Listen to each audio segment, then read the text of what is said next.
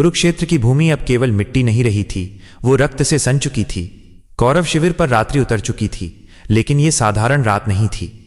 अंधकार इतना गहरा था कि मानो स्वयं काल कौरवों के सिर पर झुकाया हो। हवा में एक भयानक सन्नाटा था, वो सन्नाटा जो किसी बड़े तूफान से पहले आता है। शिविरों में जलते दीपक डगमगा रहे थे, जैसे वे भी जानते हों कि कल की सुबह कुरुवंश के इतिहास का सबसे काला अध्याय लिखने वाली है। भीष्म पितामह अब बाणों की शैया पर थे। कौरव सेना का नेतृत्व अब गुरु द्रोण के हाथों में था, लेकिन सेनापति के तंबू में विजय की योजनाएं नहीं, बल्कि पराजय का भय गूंज रहा था। उसी समय धृतराष्ट्र के कक्ष की ओर एक परछाई बढ़ी। वो संजय थे। महाराज, आचार्य द्रोण आपसे मिलना चाहते हैं। आचार्य? इतनी रात गए? उन्हें भीतर आने दो संजय। मेरा हृदय पहले ही किसी अनहोनी की आशंका से बोझिल है। द्रोणाचार्य भीतर प्रवेश करते हैं। उनके चेहरे पर युद्ध का क्रोध नहीं, बल्कि एक असामान्य शांति है, जैसे वे किसी ऐसे सत्य को जानते हों जो उस शिविर में और किसी को ज्ञात नहीं। आचार्य, आइए। आज का युद्ध अत्यंत भीषण था। मेरे भ्राता भीष्म के गिरने के बाद मेरी सारी आशाएं अब आप पर टिकी हैं। मैं आपसे सत्य सुनना चाहता हूं। क्या कौरव सेना इस युद्ध को जीत पाएगी? राजन, आपका प्रश्न बहुत सरल है, किंतु उत्तर उतना ही कठिन। युद्ध केवल सेनाओं की गिनती से नहीं जीते जाते। पहेलियां न बुझाएं आचार्य। मेरे पुत्र दुर्योधन ने आपकी ओर बहुत आशा से देखा है, परंतु आज गुप्तचरों ने मुझे बताया कि आपने पांडवों पर अपनी पूरी शक्ति से प्रहार नहीं किया। क्या यह सत्य है? क्या आपका स्नेह आज भी अर्जुन के लिए मेरे पुत्रों से अधिक है? सत्य को छिपाया नहीं जा सकता महाराज। मैं पांडवों का वध नहीं कर सकता। क्यों? आपने मेरा नमक खाया है आचार्य। क्या हस्तिनापुर के सिंहासन के प्रति आपकी निष्ठा झूठी थी? निष्ठा है राजन, और मैं अपने प्राण देकर उस ऋण को चुकाऊंगा भी। परंतु निष्ठा से बड़ा भी एक ऋण है, एक ऐसा बंधन जो वर्षों से मेरे हृदय पर बैठा है। वो ऋण है अर्जुन का। अर्जुन, जिसे मैंने धनुर्विद्या का न केवल ज्ञान दिया, बल्कि अपना सर्वस्व दे दिया। मैं उसे अपने पुत्र अश्वत्थामा से भी बढ़कर मानता हूं। एक ब्राह्मण का शाप अपने ही शिष्य, अपनी ही सर्वश्रेष्ठ रचना के रक्त से हाथ रंगने पर उतर सकता है, पर एक गुरु का हृदय नहीं। तो क्या आप ये कहना चाहते हैं कि आप पांडवों को जीवित ही रहने देंगे? क्या मेरे पुत्रों की मृत्यु निश्चित है? राजन, एक और रहस्य है जिसे आप अपनी पुत्र मोह की पट्टी के कारण देख नहीं पा रहे। पांडवों के प्राणों की रक्षा न अर्जुन का गांडीव कर रहा है, न भीम की गदा। उनकी रक्षा स्वयं कृष्ण कर रहे हैं। यह केवल युद्ध नहीं है महाराज, यह धर्म और अधर्म का निर्णायक संग्राम है। जहां धर्म खड़ा होता है, वहां देव भी अदृश्य रूप से ढाल बनकर खड़े होते हैं। जो युद्ध कृष्ण की उपस्थिति में लड़ा जाए, उसमें विजय शस्त्रों से नहीं मिलती, वो तो पहले ही धर्म की ओर झुक चुकी होती है। आचार्य, क्या कुछ भी नहीं बचा? एक सत्य और कहूंगा राजन, आपके पुत्र के पतन की जड़ कोई पांडव नहीं, उसका अपना अभिमान है, और ये युद्ध अभिमान से नहीं जीता जा सकता। द्रोणाचार्य कक्ष से बाहर निकले। रात्रि का अंधकार और भी भारी हो चुका था।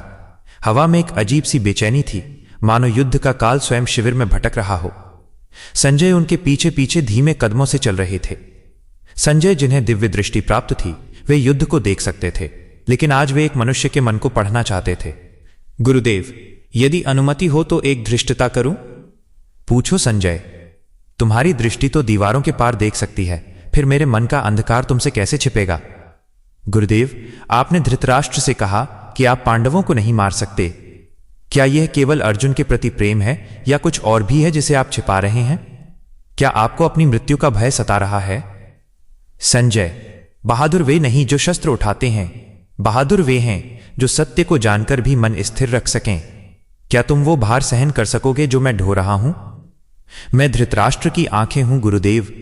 यदि सत्य छिपा रह गया तो अंधकार में न केवल राजा बल्कि पूरा इतिहास भटक जाएगा। कृपया बताइए। संजय, पांडव केवल मनुष्य नहीं हैं, वे धर्म के वाहक हैं, और मैं उस अधर्म के सिंहासन से बंधा हूं जिसका नमक मैंने खाया है।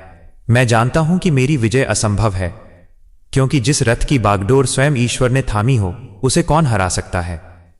तो फिर कल आप रणभूमि में क्या करेंगे? कल का दिन मेरे जीवन का सबसे कठिन दिन होगा संजय। मैं एक पिता भी हूं, एक गुरु भी और एक सेनापति भी। पर कल एक वचन, एक शाप और एक सत्य। इन तीनों में से कौन मुझे नियंत्रित करेगा, मैं स्वयं नहीं जानता। गुरुदेव, आपकी बातों में विदा का स्वर है। क्या आपको कोई पूर्वाभास है?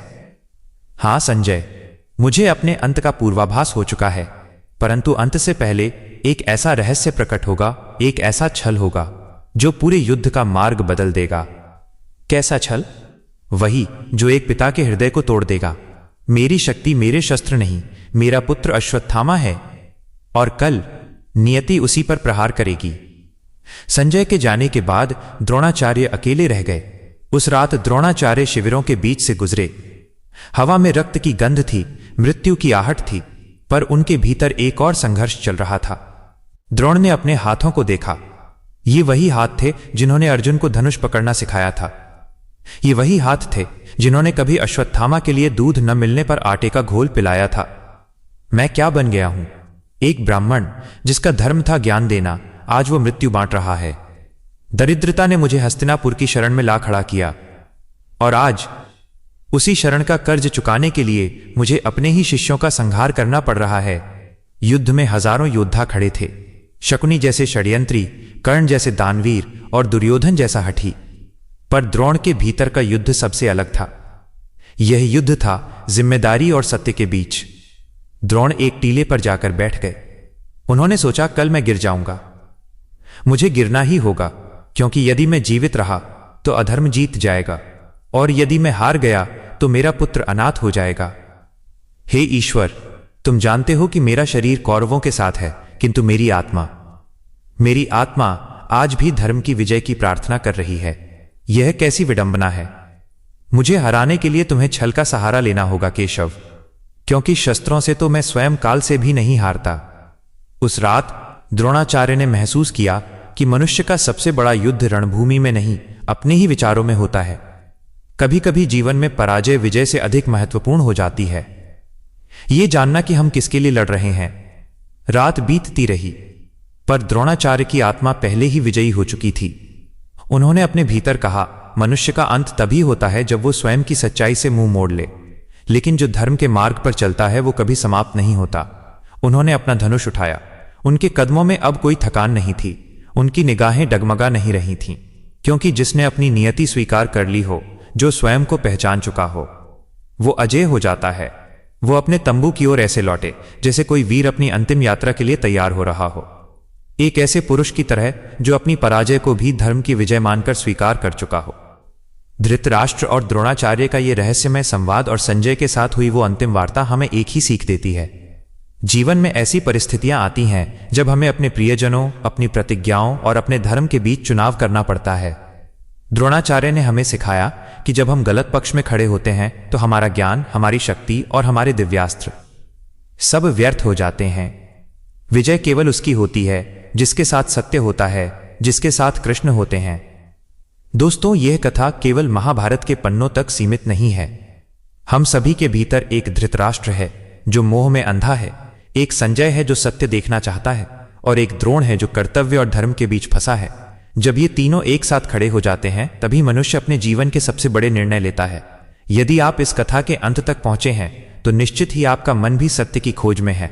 द्रोणाचार्य के इस आंतरिक द्वंद्व पर आपके क्या विचार हैं? क्या द्रोण को कौरवों का साथ छोड़ देना चाहिए था? अपने विचार नीचे कमेंट्स में अवश्य लिखें। अगर आपको हमारी ये प्रस्तुति पसंद आई तो वीडियो को लाइक करें और हमारे चैनल को सब्सक्राइब करें, क्योंकि इतिहास के हर पन्ने में एक नया रहस्य आपका इंतजार कर रहा है। धन्यवाद।